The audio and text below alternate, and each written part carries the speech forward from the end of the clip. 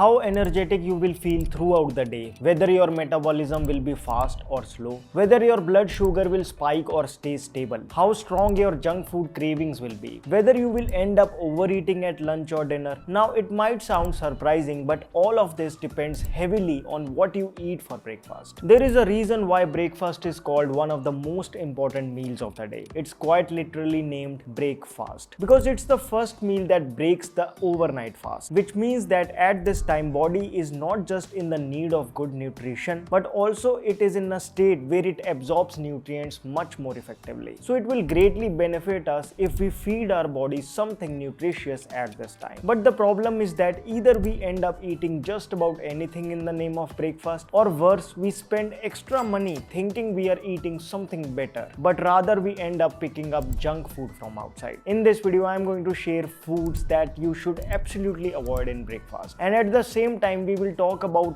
what you should eat to feel healthy, fit and energetic throughout the day. We'll try to keep this video simple and practical, and my aim is that by the end of it, all your doubts about breakfast should be clear. So without any further delay, let's get started.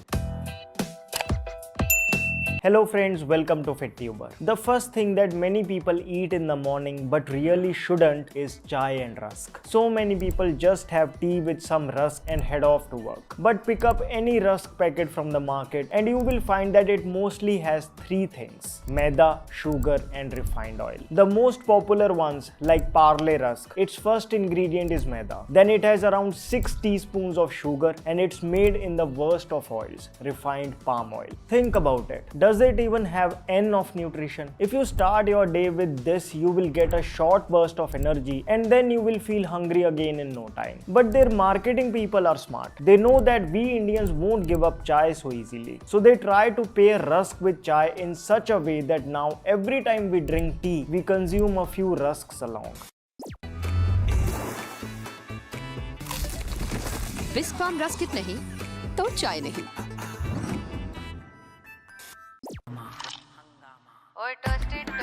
जब hunger दिमाग घुमाए, नया Britannia toasty काम आए। Britannia rusk अब बना Britannia toasty. Toasty time हो जाए।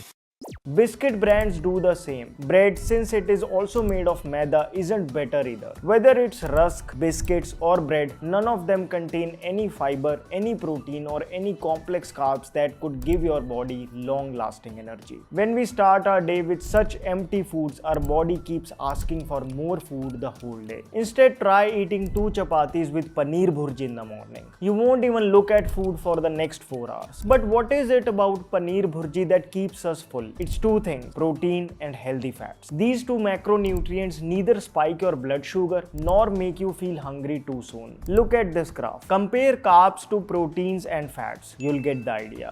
Rusk and biscuits are those things that you should eat only in dire need, when there is no other good option around. For instance, you are stuck in a train or while traveling, etc. But when you are at home, eating such shallow foods will definitely lead to belly fat. It will cause nutritional deficiencies and your skin will start to lose its glow. Oh hello, your point is valid, but I eat chai rusk because there is no hassle. I don't have time in the morning. If I sit to make paneer bhurji, my boss will make my bhurji. I understand this is a very common problem. But look, nutritious breakfast need not be time consuming. Means?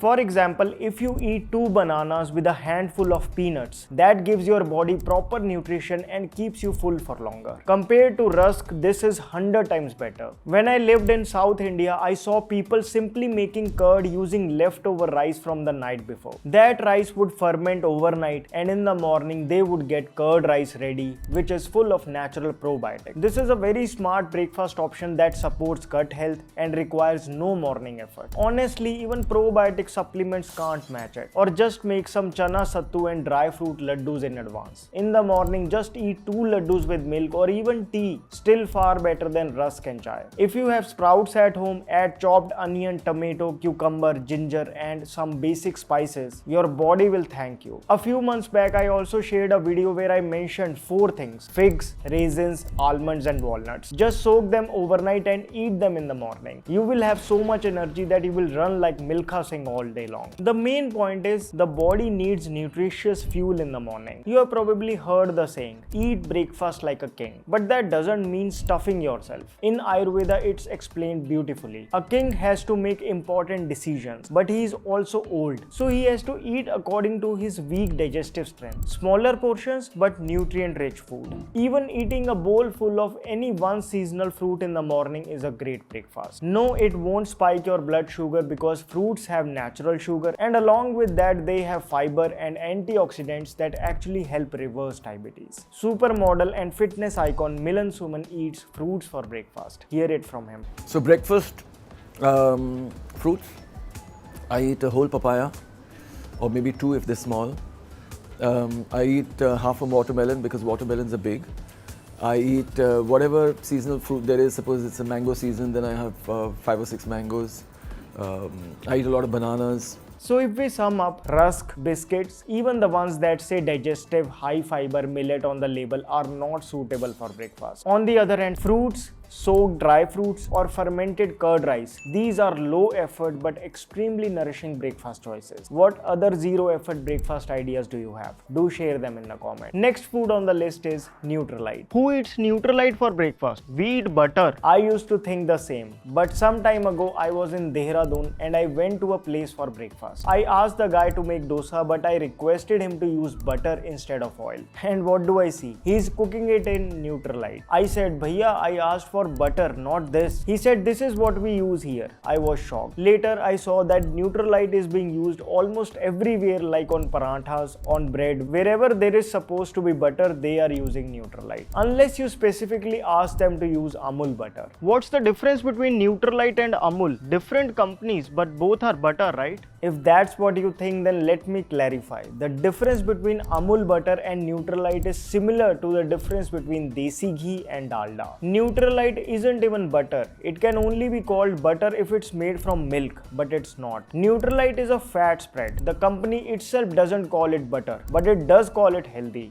Breakfast में डालिए natural herbs और spices से बना नया tasty और healthier Nutrilite, ताकि इनका mood और हेल्थ दोनों मुस्कुराएं। Ingredients will decide what will happen to mood and health. Where Amul butter has just 2 ingredients, butter and salt, Nutrilite has refined palm oil, palm kernel oil, sunflower oil, etc. Now think, oils are liquid at room temperature. So how is this solid butter like processing? They process it similar to how Dalda is made. Then they add emulsifiers, preservatives, acidity regulators, sequestering agents and yellow color to make it look like butter. That's why it's so cheap and a preferred choice among all vendors. To judge if any fat source is healthy or not, the one undisputed parameter is that it should not have trans fat. Amul butter has 0 trans fats. Nutrilite does contain trans fat, and even 0.2 grams of trans fats is dangerous for health. Trans fats are directly linked to cancer. Check WHO articles. WHO says that trans fats are directly linked to cancer. That's why it's banned in some countries, but it's still being used in India. Even Amul has now launched a similar delicious fat spread to compete with Nutrilite. It's also not made from milk, it's made from refined oil. Yeah, now it's clear to me that Nutrilite and Amul delicious fat spread both are unhealthy. But can we eat milk-based butter? Of course you can. Fresh white butter has always been a part of our diet. If you have a local dairy, get it from there. And in limited quantities, Amul butter is fine too. When eating paranthas or dosa outside, just request them to make it without oil. Their tawa is hot enough, it will cook easily. On top of it, you can add butter. Just make sure it's real butter and not some refined oil based fat spread. Next food that you should skip in the breakfast is oats. Wait, what? Are you crazy? Oats are among the healthiest foods. Yes, you are right, but the companies are taking advantage of this fact. If you see these days, they are selling oats based products that actually do more harm than good. Take Tata's masala oats for example. Sure, there are oats in there, but also maltodextrin, artificial flavors, flavor enhancers. That's why the ad says, अरे कुछ खाने को वाह इतना tasty क्या है? Masala oats. इतना non sticky? Impossible. Impossible, yes, because we cook oats at home. We don't add fillers. And to make it worse, they add palm oil too. The company claims 100% real vegetables. But how many? Just 3%. This is a classic case of misleading consumers who really want to take care of their health. And this isn't just with Tata. Check any masala oats brand. They all have the same story. That's why I always say don't fall for their marketing. Always buy plain, unflavored oats. Then cook it at home with your choice of vegetables. In my experience, steel cut oats are the best for making vegetable oats at home. You might wonder what are steel cut oats. Just like how we make wheat dalia by cracking wheat, similarly oats when cracked are called steel cut oats. In comparison to rolled oats, they take longer to cook but they don't turn mushy. Add your favorite vegetables like capsicum, carrot, peas, paneer, onion, tomato while making them. You won't even think of touching market masala oats after that. Even the sweet oats sold in the market have issues. For example, if you make sweet oats at home with milk, would you add oil and salt? But Yoga Bar's chocolate oatmeal has both. Ayurveda clearly says don't mix salty ingredients with milk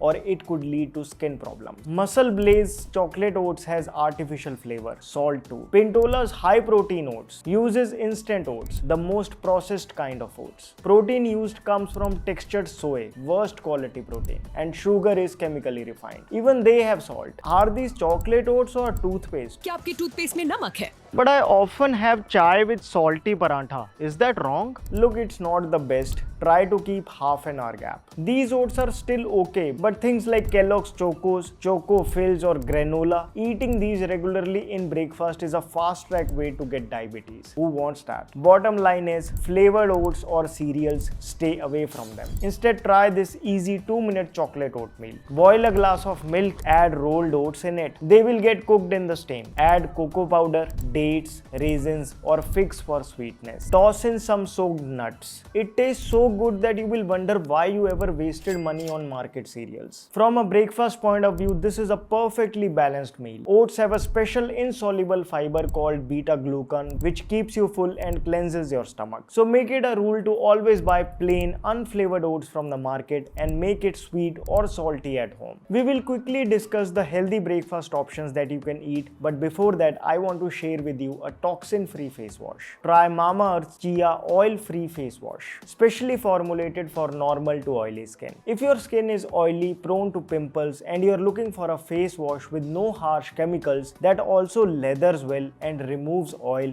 this is a great option in the Indian market. Why? Because if you read the ingredients, there are no sulfates, parabens, EDTAs, artificial fragrance or colors. Instead, it has chia seed water, ceramides, and mild surfactants that cleanse without harming your skin. So to buy Mamaearth's 100% natural chia face wash, click the link in the description box. Don't forget to apply the special discount coupon to get additional off. Coming back, one healthy breakfast option can be parantha. Yes, if you eat it without oil, apply a little ghee or butter on top and pair it with curd, you will enjoy eating it. You will enjoy eating a parantha, but it won't be heavy. Why? Because we have not fried it. I had shared with you a high protein sattu parantha recipe in this video. Do check it. Then we can have vegetable dalia using oats, barley or millets. You can also make poha. In this video, I had also shown red rice poha recipe. 2 chapatis with paneer bhurji. Besan or moong dal chila are great protein packed options. In sweet, milk-based dalia made with oats or wheat topped with dry fruits tastes great. If you are really short on time, eat 2 bananas with a handful of peanuts. Fruits are by far the best breakfast meal. Sprouts and fermented curd rice is a good option as well. When planning your breakfast, your main focus should be on nutrition because that's what the body needs in the morning. And yes, if you are doing intermittent fasting, skipping breakfast is fine too. You can have brunch directly. Check out this video where I had shared the complete diet plan to lose body fat.